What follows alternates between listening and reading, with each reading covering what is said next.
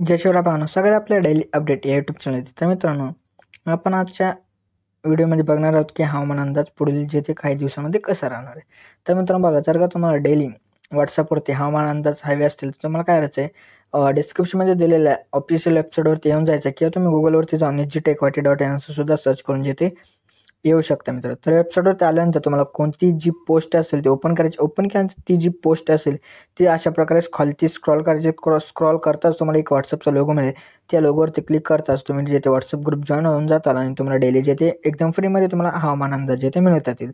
चला तर मित्रांनो, आपण जे आजच्या व्हिडिओला सुरुवात करूया.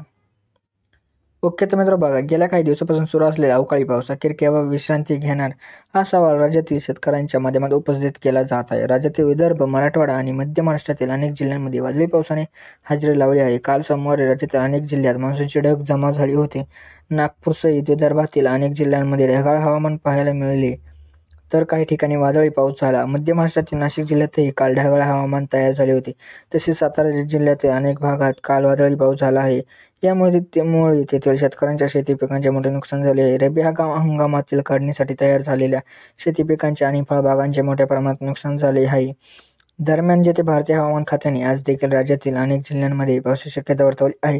IMDने दिलेल्या माहितीनुसार आज विदर्भ, मराठवाडा आणि मध्य महाराष्ट्रातही वादळी पावसाची शक्यता आहे. एवढेच नाही, तर विदर्भातील काही भागांमध्ये गारपीट होणार असाही अंदाज यावेळी हवामान खात्याने जाहीर केला आहे. यामुळे महाराष्ट्रात आणखी किती दिवस वादळी पाऊस सुरू राहणार असा प्रश्न शेतकऱ्यांच्या माध्यमातून उपस्थित केला जात आहे.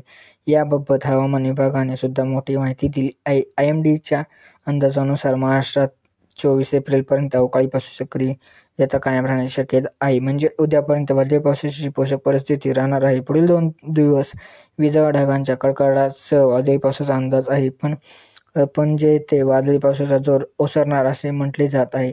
25 एप्रिलपासून पावसाचा जोर ओसरणार असा अंदाज येथे असला तरी देखील 28 एप्रिल 2024 पर्यंत राज्यातील विविध भागांमध्ये ढगाळ हवामान पाहायला मिळू शकते, असे वेधशाळेच्या माध्यमातून यावेळी स्पष्ट करण्यात आली आहे. तर मित्रांनो, अशा प्रकारचा आपला काही हवामान अंदाज येथे होता. तर मित्रांनो, भेटूयात आपण नंतरच्या व्हिडिओमध्ये. तोपर्यंत जय हिंद, जय महाराष्ट्र.